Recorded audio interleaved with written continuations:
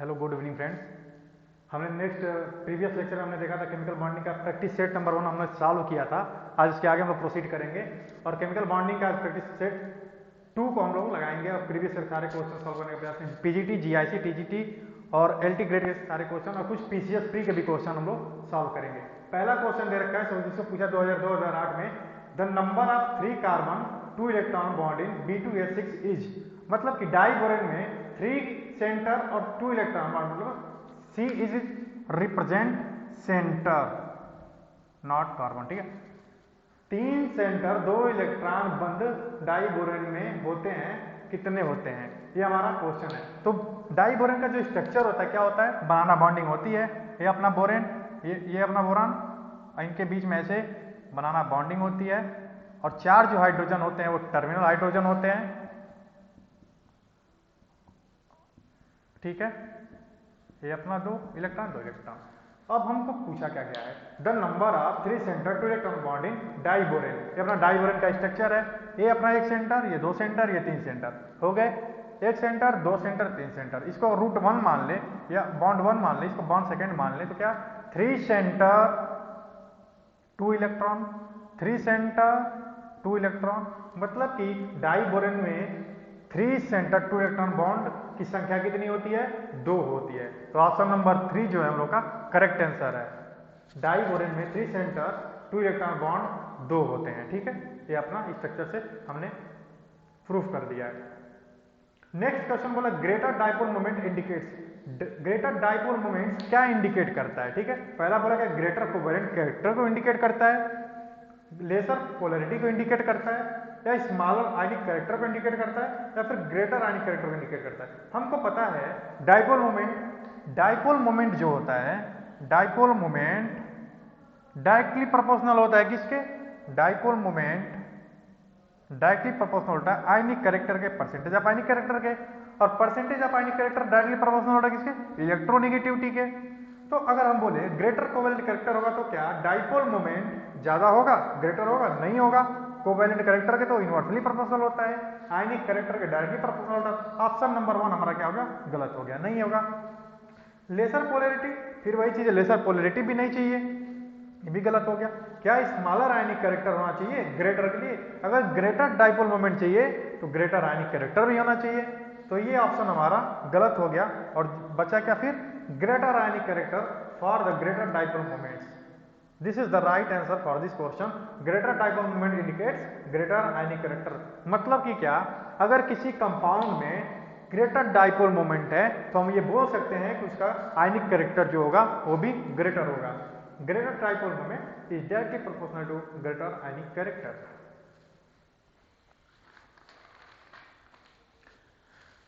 Next question पे चलते हैं।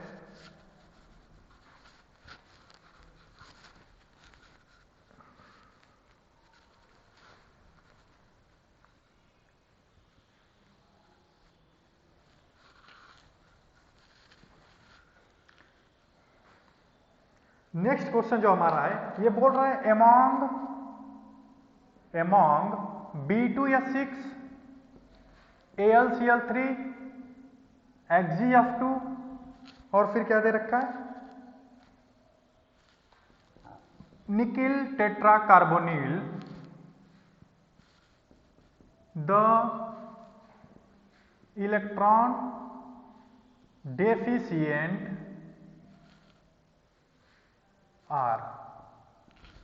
ठीक है, बोल क्या रखा है, एमॉन्ग दीज, मतलब ये जो हमारे पास कुछ कंपाउंड दे रखे हैं, diborane, aluminium trichloride, xenon fluoride and nickel tetra carbonyl, the electron deficient are. Option क्या हमारे पास है, पहला ऑप्शन है B2S6 AlCl3, सेकेंड है B2S6 जिनान फ्लोराइड, थर्ड ऑप्शन है, थर्ड यहां पे लिख देते हैं, नीचे लिख देते हैं, थर्ड ऑप्शन जो है B2S6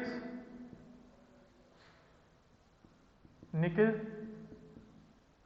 और फिर फोर्थ जो है हमारा AlCl3 HgF2। ठीक है, पूछा क्या है, हमारे पास जो ये 4 कंपाउंड दे रखे हैं इसमें से इलेक्ट्रॉन डेफिशिएंट वाला पेयर कौन सा है, हमको बताना है। वही क्या हम नहीं जानते हैं कि जो बेरिलियम फैमिली होती है वो इलेक्ट्रॉन डेफिशिएंट होती है। हम जानते हैं B2S6 बनाना बॉन्डिंग करता है। ये जो दोनों होते हैं BS3 और AlCl3, ये डाइमर के फॉर्म में एग्जिस्ट करते हैं, मोनोमर नहीं होते हैं, क्योंकि इलेक्ट्रॉन डेफिशिएंट होते हैं, इसलिए ये डाइमर बना लेते हैं। AlCl3 एग्जिस्ट नहीं करता है, ये तुरंत बना लेगा डाइमर और मिलकर Al2Cl6। ठीक है, तो यानी कि B2S6 और AlCl3 जो होता है वो इलेक्ट्रॉन डेफिशिएंट स्पेसीज है, मतलब कंपाउंड है। तो हमारा जो राइट आंसर हुआ क्या हुआ? Answer number 1 is the right answer. हमारे पास मॉलिक्यूल दे रखा था, पूछा है इलेक्ट्रॉन डेफिशिएंट कौन से होंगे। हमको पता है कि डाइबोरेन और एल्यूमिनियम ट्राइक्लोराइड ये दोनों क्या होते हैं? इलेक्ट्रॉन डेफिशिएंट होते हैं, इसीलिए ये डाइमर बना लेते हैं, मोनोमर के फॉर्म में एग्जिस्ट नहीं करते हैं, मतलब उनकी अबंडेंस जो होती है वो कम होती है नेचर में due two electron deficiency. So it is in the form of available in the form of dimer. तो जो पूछ रखा था उसका सही आंसर क्या होगा? डाइबोरेन और AlCl3 क्या होता है? इलेक्ट्रॉन डेफिशिएंट स्पीशीज होते हैं। ठीक है, नेक्स्ट क्वेश्चन जो हमारा है,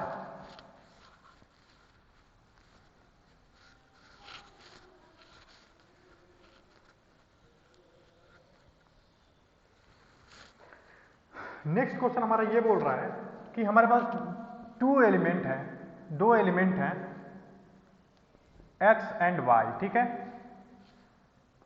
have atomic number 17 and 19 respectively. The composition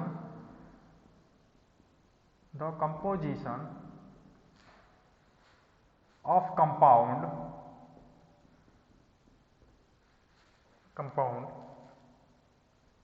formed between X and Y will be। Option क्या दे रखा है? YX, YX2, Y2X2 and fourth one is YX3। क्या बोल रहा है? दो हमारे पास एलिमेंट है X और Y, ठीक है, जिनका एटॉमिक नंबर क्रमशः 17 और 19 है। दो एलिमेंट X और Y जिनका एटॉमिक नंबर रिस्पेक्टिवली 17 और 19 है। The composition of compound formed between X and Y will be. किस कंपोजिशन में ये दोनों एलिमेंट आपस में मिलके एक कंपाउंड का फॉर्मेशन करेंगे, वो हमको पता करना है। पहला अगर हम मान लेते हैं जिसका 17 दे रखा है, किसका दे रखा है? X का एटॉमिक नंबर अगर 17 है तो इसका सबसे पहले इलेक्ट्रॉनिक कॉन्फ़िगरेशन लिख लेते हैं। इलेक्ट्रॉनिक कॉन्फ़िगरेशन क्या होगा? 1s2 2s2 2p6 3s2 3p5 हो गया ना। 2 2 4 6 7 10 2 12 5 17। 17 जो कि X का एटॉमिक नंबर है, हमने इलेक्ट्रॉनिक कॉन्फ़िगरेशन लिख दिया। इसके बाहरी सेल में कितने इलेक्ट्रॉन हो गए? 7 हो गए, ठीक है। अब हम लिखते हैं किसका? 19 Y का, जो कि Y का एटॉमिक नंबर क्या दे रखा है? 19 दे रखा है। इसका इलेक्ट्रॉनिक कॉन्फ़िगरेशन क्या होगा?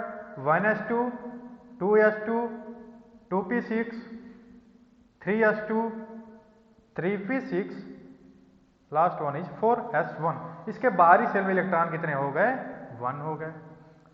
अब बताइए, इसको अपना ऑक्टेट पूरा करने के लिए एक इलेक्ट्रॉन चाहिए और इसको अपना कंप्लीट करने के लिए सेल सब सेल कितना चाहिए? एक इलेक्ट्रॉन इसको भी चाहिए। तो क्यों ना ये इलेक्ट्रॉन इसके साथ अगर एक एक इलेक्ट्रॉन की पेयरिंग हो जाए दोनों के आपस में, तो ये भी खुश ये भी खुश। जैसा कि हम जानते हैं 7, अगर बाहरी सेल का इलेक्ट्रॉन 7 है तो किस फैमिली से बिलोंग करेगा? ये फैमिली होगी अपनी कौन सी? Halogen family. और ये कौन सा होगा? Hydrogen family. हमको पता है हाइड्रोजन फैमिली और हाइड्रोजन फैमिली का कंपोजिशन क्या होता है? 1:1 का होता है। चाहे HCl ले लें, चाहे NaBr ले लें, चाहे NaCl ले लें, KCl ले लें, KBr ले लें, KI ले लें, KHF ले लें, NaF ले लें, मतलब कि 1:1 के रेशियो में S1 और P5 फैमिली के जो मेंबर होते हैं उनका जो कंपोजिशन होता है 1:1 के रेशियो में। जैसे हम अगर समझने का प्रयास करें, अपना X है, X के बाहरी सेल में कितने इलेक्ट्रॉन है? 7, 1 2 3 4 5 6 ये 7। Y के बाहरी सेल में इसको ये अगर एक ले ले तो इसका भी ऑक्टेट कंप्लीट, और ये ले ले तो ये भी खुश।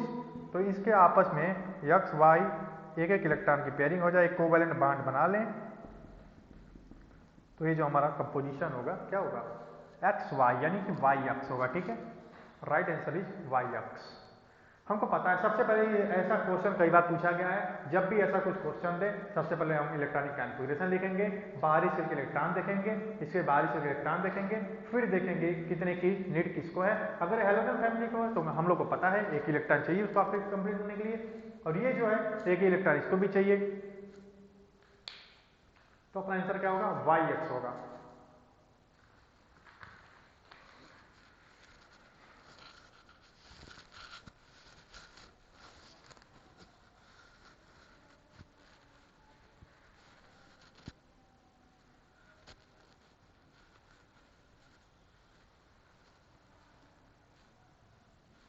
चलिए नेक्स्ट क्वेश्चन पे चलते हैं। नेक्स्ट क्वेश्चन जो अपना है वो बोल रहा है कि विच one of the weak acid, which one of the weak acid, ये कई बार पूछा हुआ क्वेश्चन है, पीजीटी में भी है, जीआईसी में भी। बोल कह रहा है which one of the weak acid, option क्या दे रखा है हमारे पास, HF, second one is HCl, HBr, HI।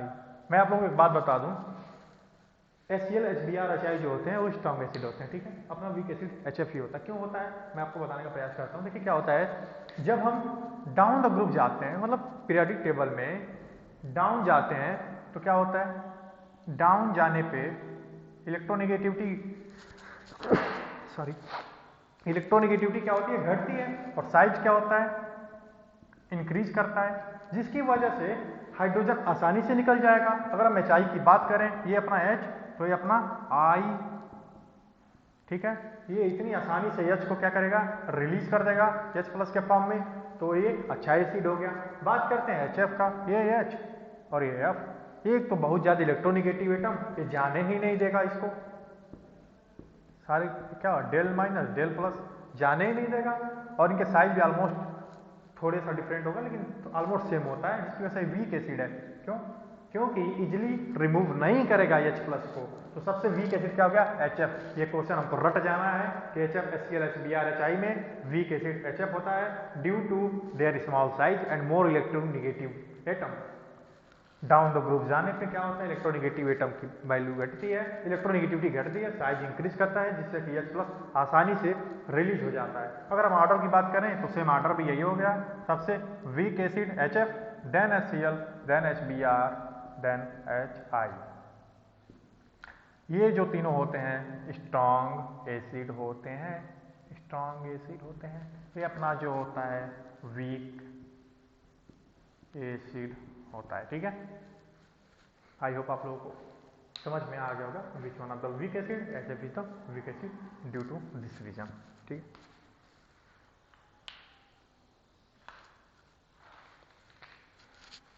अगला जो क्वेश्चन है हमारा, वो क्वेश्चन कुछ ये पूछ रहा है कि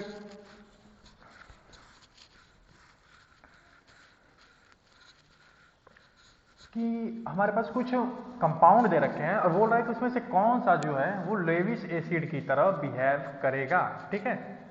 कुछ दे रखे हैं हमारे पास, हम बोल रहा है, क्वेश्चन हम लिख देते हैं, which one of the following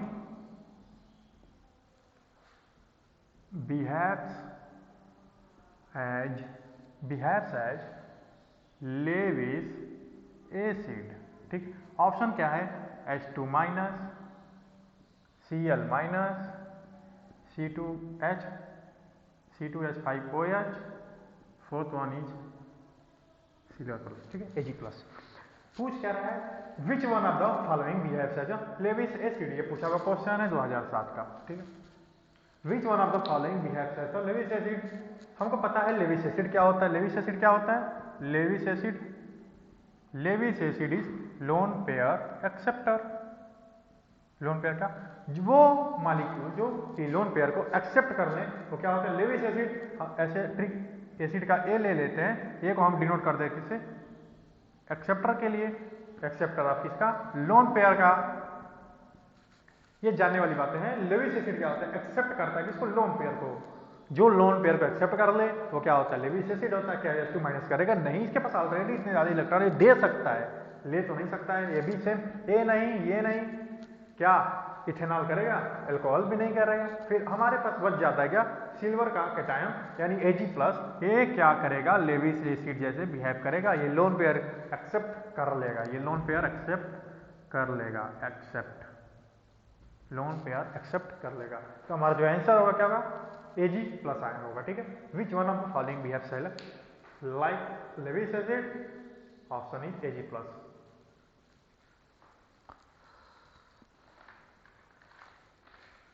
एक क्वेश्चन है,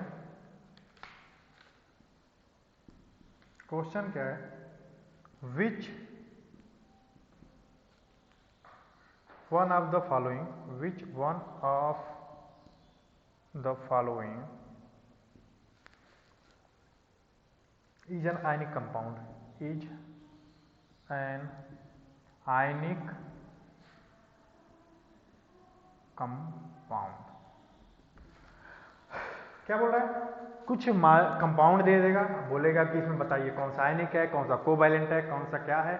हमको ये इसमें से आने ही आने हैं, बस आपको एक क्वेश्चन समझ लेना है, बाकी सारे आप खुद कर लेंगे।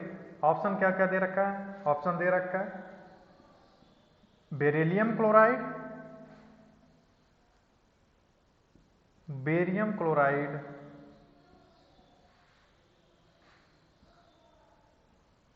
BCl3, CCl4 carbon tetrachloride. ठीक है, ऊपर वाला मिटा दें और लिख दिए होंगे। ठीक है, ऊपर सॉल्व कर देते हैं इसको, ऊपर जगह है।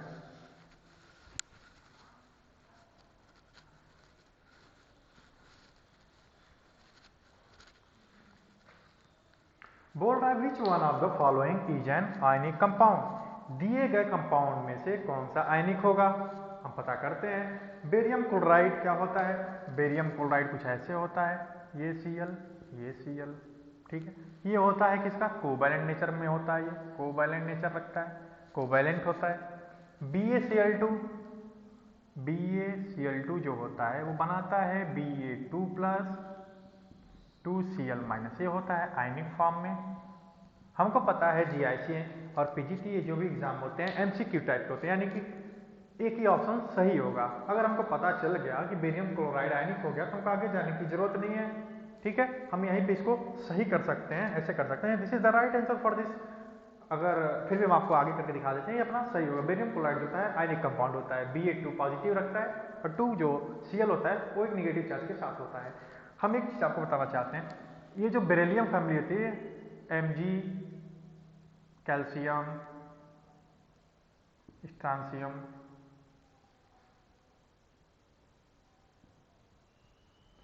वेरियम, ये जो दोनों होते हैं ये बनाते हैं कोवैलेंट बॉन्ड। कोवैलेंट बॉन्ड किसके लिए, वैलेंसी 2 के लिए, वैलेंसी 2 के लिए। जबकि ये जो होते हैं नीचे जैसे जाएंगे ये बनाने लगते हैं आयनिक फॉर्म। होता क्या है, परसेंटेज ऑफ जो आयनिक कैरेक्टर होता है इसका ना बहुत ज्यादा हो जाता है। यहाँ पे परसेंटेज ऑफ आयनिक कैरेक्टर कम होता है जिससे कि वो आयनिक बॉन्ड हम उसको बोल सकें या बना सके। तो कैल्शियम, स्ट्रांसियम और वेरियम जो होता है वो वैलेंसी 2 के साथ हमेशा आयनिक फॉर्म में ही एग्जिस्ट करेगा। तो हमारा बेरियम क्लोराइड क्या हो गया, आयनिक हो गया। BCl3 पे चलते हैं, BCl3 ये भी क्या करता है, ये भी कोवैलेंट नेचर का होता है। और carbon tetrachloride as like methane, ये अपना Cl, Cl, Cl, Cl tetrahedral structure होगा और ये भी कोवैलेंट बॉन्डेड होता है, आयनिक नहीं होता है।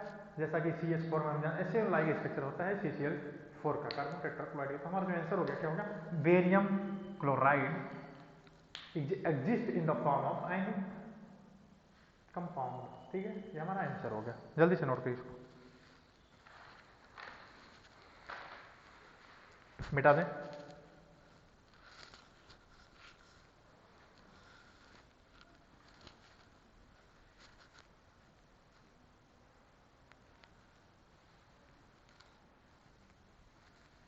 चलिए अगला जो क्वेश्चन है वो क्वेश्चन कुछ इस प्रकार से है कि बोल रहा है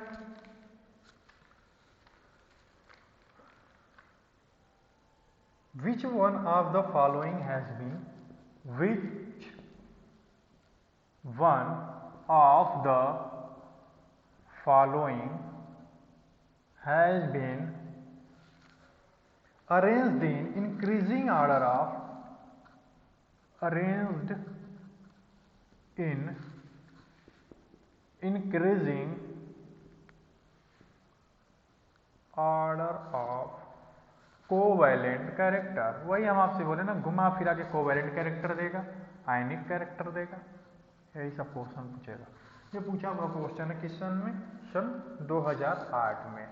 2008 का एक क्वेश्चन है, which one of the following has been arranged in increasing order of covalent character. हमारे पास ऑप्शन क्या दे रखा है, ऑप्शन दे रखा है KCl, CaCl2, AlCl3, stannous tetrachloride, AlCl3, CaCl2, KCl, SnCl4। Third दे रखा है AlCl3, KCl, नहीं sorry, SnCl4, CaCl2, KCl। Fourth जो दे रखा है SnCl4, AlCl3, CaCl2, KCl। ठीक है, क्वेश्चन आप लोगों ने देख लिया। अब लगाने का प्रयास करते हैं। बोल रहा है कि ये जो हमारे पास कंपाउंड दे रखे हैं, इंक्रीजिंग ऑर्डर मतलब कोवैलेंट नेचर को बढ़ते हुए क्रम में हमको सही आंसर बताना है क्या, कोवैलेंट कैरेक्टर का इस गिवन कंपाउंड्स में। पहला देखते हैं, अगर हम हमारे पास बात करें KCl की, KCl जो एग्जिस्ट करता है, इसमें आयनिक character, percentage of ionic character ज्यादा होता है, जिससे कि आयनिक फॉर्म में एग्जिस्ट करता है, इन पे कोवैलेंट नेचर कम होता है। तो अगर हम ऑप्शन देख के बात करें, अगर ट्रिक इस्तेमाल करें, तो KCl सबसे ज्यादा आयनिक कोवैलेंट कैरेक्टर तो रखेगा नहीं, क्योंकि होता है क्या, आयनिक। तो ये ऑप्शन, मतलब ये ऑप्शन हमारा क्या होगा, डिक्लाइन हो गया, मतलब गलत हो गया। अब हमारे पास बचा क्या, ये दो ऑप्शन बचे, option number first and second. फिर यहाँ पे सेकंड पोजीशन पे दे रखा है KCl। हमने अभी बताया KCl जो होता है आयनिक कैरेक्टर का होता है, कोवैलेंट होता नहीं है, तो ये ऑप्शन भी हम यहाँ से गलत कर सकते हैं। फिर जो बच गया, जैसा हमने बताया कि एक ही ऑप्शन सही होगा, तो ये ऑप्शन सही होगा। फिर अगर देखने की कॉन्सेप्ट की बात चले, SnCl4 कार्बन फैमिली का मेंबर है, कार्बन, फिर सिलिकॉन, फिर जर्मेनियम, फिर स्टेनस। तो ये जो बनाता है SnCl, ये कोवैलेंट नेचर का होता है, हाईली कोवैलेंट नेचर का होता है, क्योंकि परसेंटेज ऑफ आयनिक कैरेक्टर क्या होता है, बहुत ही कम होता है इसमें। तो स्टेनस क्लोराइड मोर कोवैलेंट नेचर का हो गया। फिर हम बात करते हैं क्या, AlCl3 की। हमको पता है कैल्शियम क्लोराइड, अभी हमने बताया था कि बेरियम मैग्नीशियम तक तो कोवैलेंट ठीक है। फिर जैसे आते हैं कैल्शियम, स्ट्रेंशियम, बेरियम, वो सारे क्या होते हैं Ca2+ और 2Cl- के फॉर्म में एग्जिस्ट करेगा, ये भी कोवैलेंट नेचर का होता है। लेकिन इन कंपेरिजन ऑफ KCl हमको पता है ionic charge inversely proportional to किसके, आयनिक कैरेक्टर। ठीक है, मतलब अगर एक +1 है और कहीं 2+ है, तो ये इसका आयनिक कैरेक्टर ज्यादा होगा। ठीक है, क्यों होगा वो बात की बात है। तो ये भी अपना हो गया, ये कोवैलेंट नेचर का हो गया, तो हमारा ऑप्शन क्या हो गया, first one is the right answer. समझ गए आप लोग। स्टेनस टेट्राक्लोराइड सबसे ज्यादा covalent, then aluminium trichloride, then calcium chloride, then potassium chloride. ये तो होगा नहीं, हमको पता है ये क्या होते हैं, दोनों होते हैं। हमको पता है ये भी क्या होते हैं, आयनिक नेचर के होते हैं। तो ये तो सेकंड क्वेश्चन रखने की कोई बात ही नहीं है, तो ये ऑप्शन ही हमारा गलत है। और फिर यहाँ पे SnCl4 के बाद KCl आ गया था, तो हमने यहाँ से डिक्लाइन कर दिया और हमने बताया KCl क्या होता है, आयनिक नेचर का होता है। ठीक है, तो हमारा जो ऑप्शन सही होगा वो क्या होगा, पहला ऑप्शन करेक्ट ऑप्शन होगा।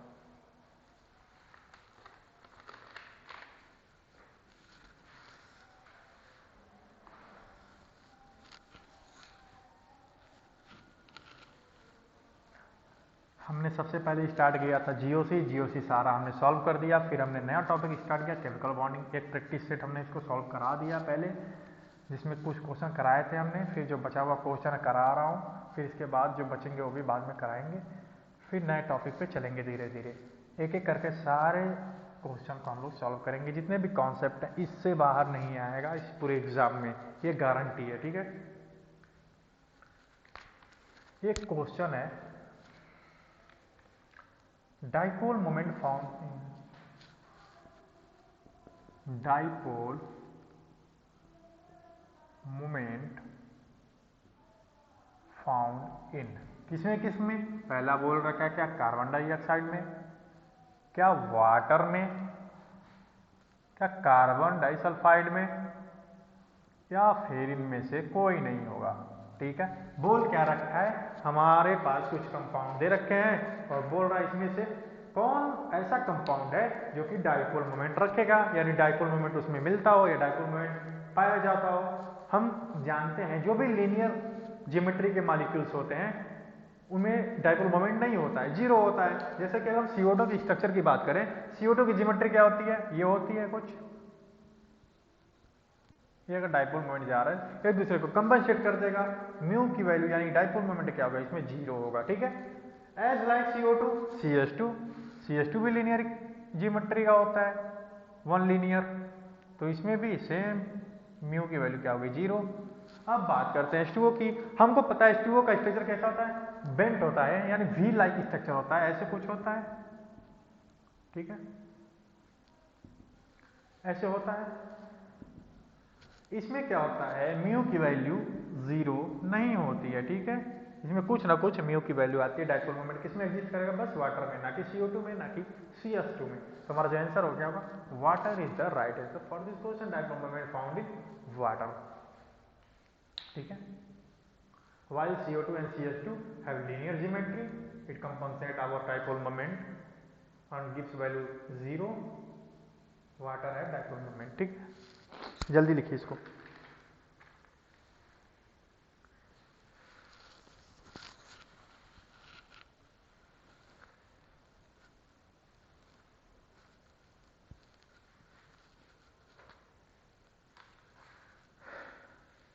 एक क्वेश्चन है,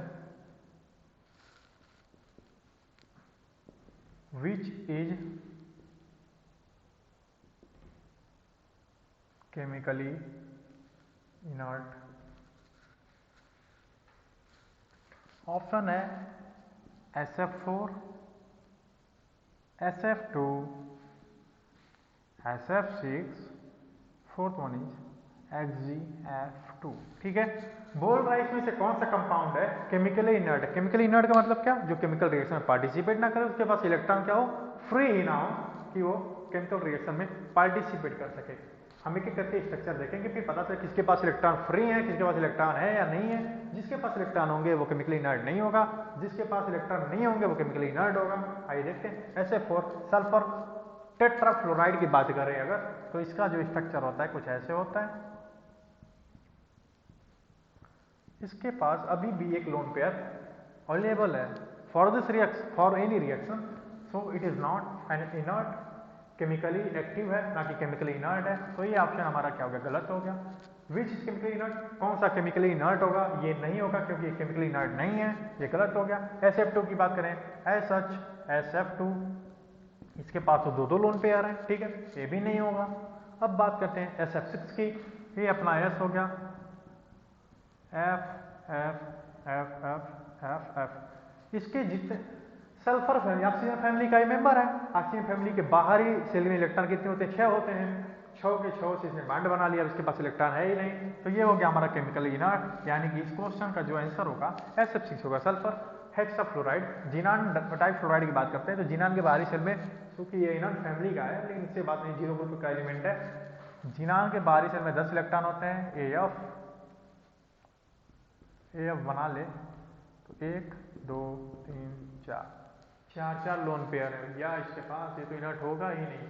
तो इनर्ट कौन सा हो गया, ये हमारा जो आंसर होगा ये भी नहीं होगा, आंसर होगा SF6, ठीक है।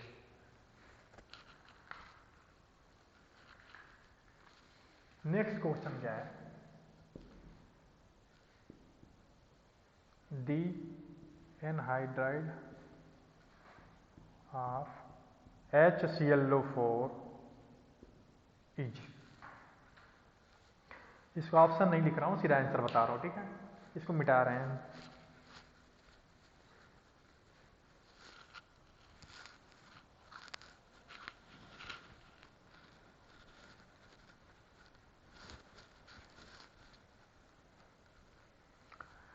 बोल रहा है एनहाइड्राइड ऑफ HClO4 क्या होगा, ठीक है। HClO4 क्या होता है, हमको पता है क्या होता है, नाम आप सभी जानते हैं इसका, हाइपोक्लोरस एसिड, ठीक है। हाइपोक्लोरस एसिड का एनहाइड्राइड क्या होगा। एनहाइड्राइड का मतलब removal of water, removal of what, तो हाइपोक्लोरस एसिड से वाटर को रिमूव कर दें, जो बचेगा वही एनहाइड्राइड होगा उसका। चलिए देखते हैं। HClO4 माइनस H2O क्या बनेगा, क्योंकि यहाँ पे हाइड्रोजन के 2 मॉलिक्यूल निकल रहे हैं, यहाँ पे एक ही है, इसको बैलेंस करने के लिए 2 कर देते हैं। अब बचा क्या, 2 H निकल गया है, एक ऑक्सीजन, तो 2 चौका 8 यानी 7 ऑक्सीजन हमारे पास अभी भी बचे हुए हैं। और Cl के कितने हो गए, 2, Cl2 anhydride of HClO4। HClO4 का जो एनहाइड्राइड Cl2O7, ठीक है। हमारा क्या होगा, डाइक्लोरो हेप्टा ऑक्साइड, ठीक है।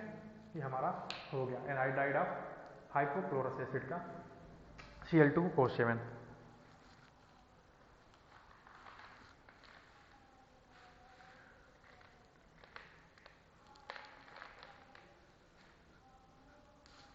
एक क्वेश्चन है,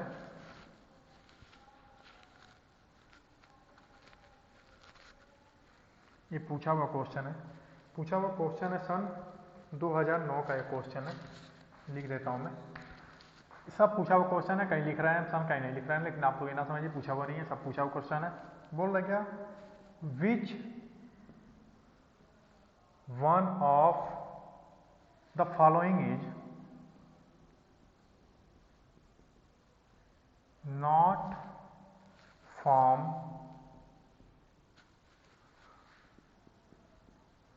परऑक्साइड। पहला दे रखा है lead peroxide, strontium peroxide, sodium peroxide, fourth one is barium peroxide. बोल रहा है हमारे पास ये कंपाउंड दे रखे हैं, लेड के, स्ट्रेंशियम के, सोडियम के, बेरियम के परऑक्साइड दे रखे हैं। बोल रहा है कौन सा इसमें ऐसा कंपाउंड है जो कि परऑक्साइड फॉर्म नहीं करता है। चेक करते हैं, हमको पता है बेरियम परऑक्साइड फॉर्म करता है, वो फॉर्म करता है ऐसे कुछ, ठीक है। बेरियम का परऑक्साइड फॉर्म होता है, बेरियम फैमिली का स्ट्रेंशियम है तो ये भी फॉर्म करेगा सेम, ठीक है। और सोडियम परऑक्साइड हमको पता है हाइड्रोजन फैमिली का है, तो ये भी परऑक्साइड फॉर्म करेगा, ठीक है। सोडियम, स्ट्रेंशियम, बेरियम का परऑक्साइड एग्जिस्ट करता है, जबकि लेड परऑक्साइड एग्जिस्ट नहीं करता है। इसका रीजन क्या है, inert pair effect. Due to inert pair effect, lead does not exist in the form of peroxide. It is stable in the form of oxide PbO। PbO जो होता है वो स्टेबल फॉर्म होता है, मतलब लेड जो होता है वो ऑक्साइड के फॉर्म में स्टेबल होता है, पेरोक्साइड फॉर्म में एग्जिस्ट नहीं करता है, due to their inert pair effect, ठीक है। तो इसका जो आंसर होगा क्या होगा, PbO2 जो होगा वो पेरोक्साइड फॉर्म नहीं करेगा, बाकी सारे के सारे क्या करेंगे, पेरोक्साइड फॉर्म करेंगे। जल्दी से करिए इसको। एक क्वेश्चन है जो काफी बार पूछा गया है, 2-3 बार ये पूछा गया है क्वेश्चन, आपको मैं बता दे रहा हूं, आप लोग इसको अच्छे से समझ लीजिए, कोशिश ये करिएगा कभी भूलिएगा नहीं, इसमें कुछ है नहीं। एक न्यूमेरिकल टाइप का क्वेश्चन है, ये पूछा हुआ क्वेश्चन है, 2-3 बार पूछा है, मैं लिख देता हूं पहले फिर बताता हूं क्वेश्चन क्या है। क्वेश्चन ये पूछा हुआ है, देखिए 96 में, 98 में, 2006 में, 3-3 बार पूछा हुआ क्वेश्चन है। बोल क्या रहा है, the observed dipole moment of HCl is 1.03 dy, ठीक है। dy is the unit of dipole moment. The observed dipole moment of HCl is 1.03 dy. The bond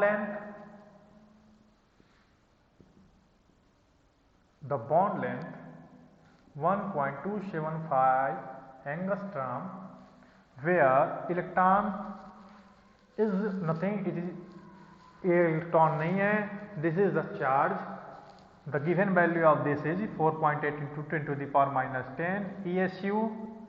ESU को क्या बोलते हैं? इलेक्ट्रोस्टैटिक यूनिट, यानी कि स्थिर वैद्युत गुणांक बोलते हैं।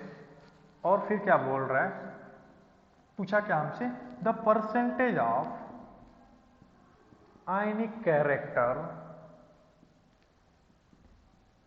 ऑफ HCl विल बी, ठीक है। ऑप्शन हमारे पास दे रखा है क्या, 40%, 16%, 10% या 16.83%, ठीक है। HCl दे रखा है, बोला उसका जो डाइपोल मोमेंट है 1.03 dy है, और जो बॉन्ड लेंथ है H और Cl के बीच का वो कितना है 1.275 एंगस्ट्रॉम, और जो चार्ज दे रखा है 4.8 into 10 to the power minus 10 ESU, यानी कि electrostatic unit. The percentage of ionic character of HCl will be, तो HCl का जो परसेंटेज ऑफ आयनिक कैरेक्टर होगा कितना होगा। हम लोग फॉर्मूला जानते हैं, क्या जानते हैं, हमने पिछले क्लास में बताया था, परसेंटेज ऑफ, हम लोग जो प्रैक्टिकल करते थे एमएससी में या बीएससी में, तो हम लोग क्या पढ़ते थे, परसेंटेज ऑफ आयनिक कैरेक्टर, किसी भी चीज़ का कैरेक्टर परसेंटेज निकालते थे, तो एक्सपेरिमेंटली कितना आ रहा है वो रख देते थे, यानी कि ऑब्जर्व म्यू ऑब्जर्व्ड, और फिर हम लोग म्यू थियोरेटिकल, जो थियरी में होता था, थियोरेटिकल, और फिर फाइनली क्या करते थे 100 से मल्टीप्लाई कर देते थे, वही अपना परसेंटेज लिख देते थे। ऑब्जर्व्ड क्या है बात करते हैं। ऑब्जर्व्ड दे रखा है 1.03, और थियोरेटिकल होता क्या है, आवेश इंटू डिस्प्लेसमेंट होता है, यानी कि E इंटू डी अगर कर दें, D को none other than it is bond length कर देते हैं, ठीक है। क्या दे रखा है 1.03, E क्या दे रखा है 4.8 into the power minus 10, bond length क्या दे रखा है ये बॉन्ड लेंथ दे रखा है 1.275 एंगस्ट्रॉम, 1.275 एंगस्ट्रॉम को मीटर बदले 10 to the power minus 10 हो जाएगा, ठीक है।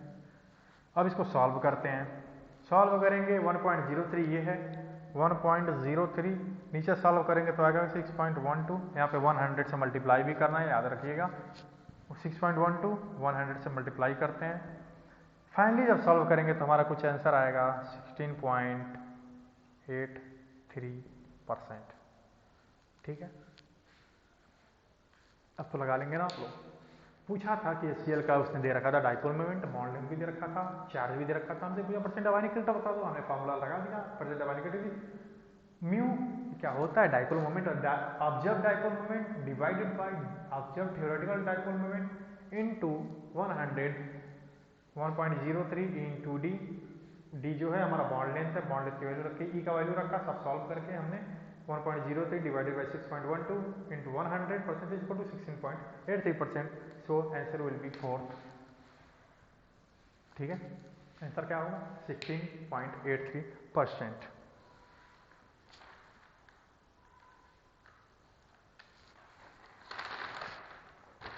अगले क्वेश्चन पे चलते हैं।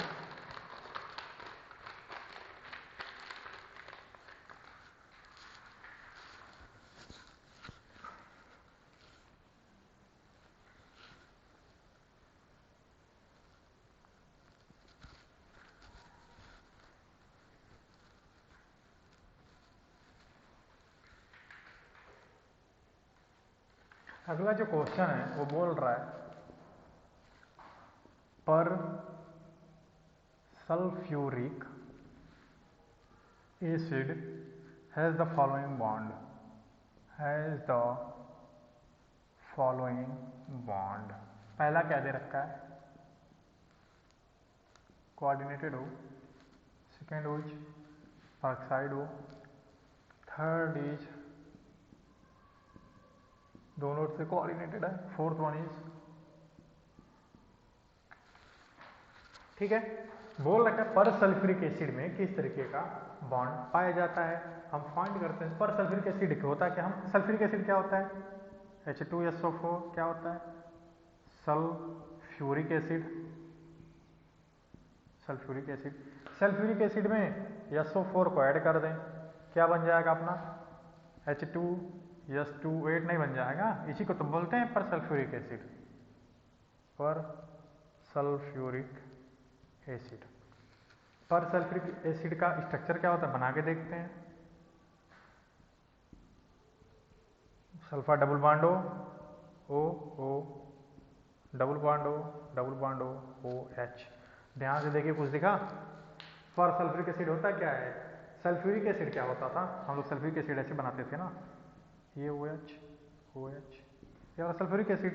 हमने SO4 को ऐड किया, इसमें एक और S को इंट्रोड्यूस किया, बीच में 2 ऑक्सीजन लगा के, सेम कुछ नहीं है, सॉरी। तो ये अपना हो गया। कुछ दिख रहा है यहाँ पे हमको, ये तो दिख रहा है सीधे सीधे। आप लोग बोलेंगे यस कुछ ना कुछ तो दिख ही रहा है, ये दिख रहा है, पेरोक्साइड बॉन्ड दिख रहा है। हमारा आंसर क्या होगा, second is the right answer. ये पूछेगा आप लोगों को, स्ट्रक्चर शायद नाम ना दे, H2SO8, ये आपको रट लेना है इसको क्या होता है।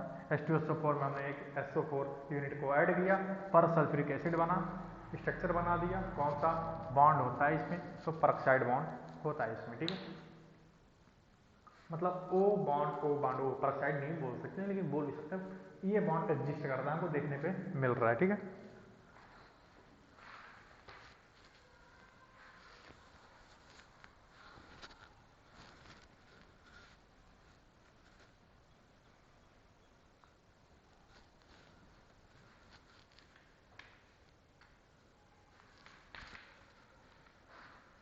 एक क्वेश्चन है, para nitrophenol has more melting point than ortho nitrophenol, ठीक है। ऑप्शन क्या दे रखा है, पहला दे रखा है हाइपर कॉन्जुगेशन, सेकेंड दे रखा है इंटर मॉलिक्यूलर हाइड्रोजन बॉन्डिंग, ठीक है। थर्ड जो दे रखा है इंट्रा मॉलिक्यूलर हाइड्रोजन बॉन्डिंग, और फोर्थ जो दे रखा है वो दे रखा है क्या, रेजोनेंस, सॉरी रेजोनेंस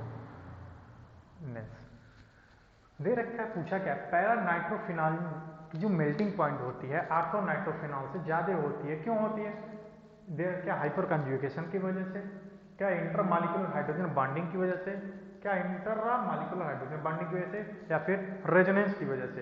पहले हम पैरा नाइट्रोफिनॉल और आर्थो नाइट्रोफिनॉल बना के देखते हैं। ये अपना क्या है, ये अपना बेंजीन।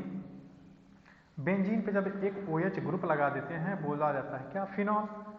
ये अपना आर्थो पोजीशन, ये होता है आर्थो, ये होता है मेटा, ये होता है क्या, पैरा, ठीक है। तो इसको मिटा देते हैं, नहीं तो कंफ्यूजन हो जाएगा, ठीक है। ये अपना आर्थो मेटा पैरा, ठीक है। तो अगर यहाँ पे लगा दें एक NO ग्रुप, क्या ये हाइड्रोजन बॉन्डिंग नहीं हो रही है, इसको दूसरे मार्कर से दिखा देते हैं, ठीक है। ये होता है क्या, हाइड्रोजन बॉन्ड। ये क्या है, आर्थो नाइट्रोफिनॉल। किस टाइप का हाइड्रोजन बॉन्डिंग है, इंट्रा मॉलिक्यूलर, ठीक है। अब बनाते हैं क्या, पैरा नाइट्रोफिनॉल। आप सब लोग बना लेंगे पैरा नाइट्रोफिनॉल। ये क्या है अपना, NO2 हो गया, ये H हो गया, एक और बना लेते हैं ऐसे ही सेम, ये अपना N हो गया, डबल बॉन्ड O हो गया, O हो गया, कोऑर्डिनेटेड OH हो गया, ठीक है। इसमें क्या होता है, इसमें भी हाइड्रोजन बॉन्डिंग होती है ऐसे। और किस टाइप का हाइड्रोजन बॉन्डिंग है, किस टाइप का हाइड्रोजन बॉन्डिंग है, इंटर मॉलिक्यूलर हाइड्रोजन बॉन्डिंग, ये अपना क्या है, पैरा नाइट्रोफिनॉल। पैरा नाइट्रोफिनॉल में इंटरमॉलिक्यूलर हाइड्रोजन बॉन्डिंग होती है, जिसकी वजह से उसकी मेल्टिंग पॉइंट की वैल्यू क्या होती है, बढ़ जाती है इन कंपेरिजन टू आर्थोनाइट्रोफिनॉल। आर्थोनाइट्रोफिनॉल में इंट्रा होता है, पैरा नाइट्रोफिनॉल में इंटर होता है, तो रीजन जो हमारा होगा क्या होगा, इंटरमॉलिक्यूलर हाइड्रोजन बॉन्डिंग की वजह से para nitrophenol has more melting point than orthonitrophenol. The reason behind this the only intramolecular hydrogen bonding. इसमें इंट्रा होता है, इसमें इंटर होता है, इंटर मॉलिक्यूलर हाइड्रोजन बॉन्डिंग होने की वजह से इसका मेल्टिंग पॉइंट होता है पैरा नाइट्रोफिनॉल का बढ़ जाता है किसी कंपेरिजन में, ऑर्थोनाइट्रोफिनॉल के कंपेरिजन में।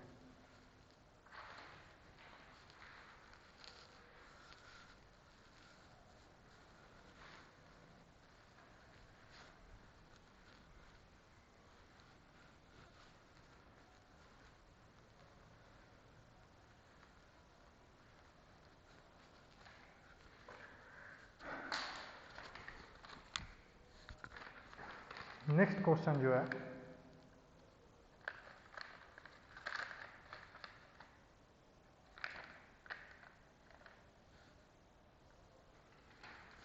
आज का आखिरी क्वेश्चन लगाते हैं, फिर इसके बाद नेक्स्ट क्लास में हम लोग डिस्कस करेंगे। आखिरी क्वेश्चन एक देख लेते हैं।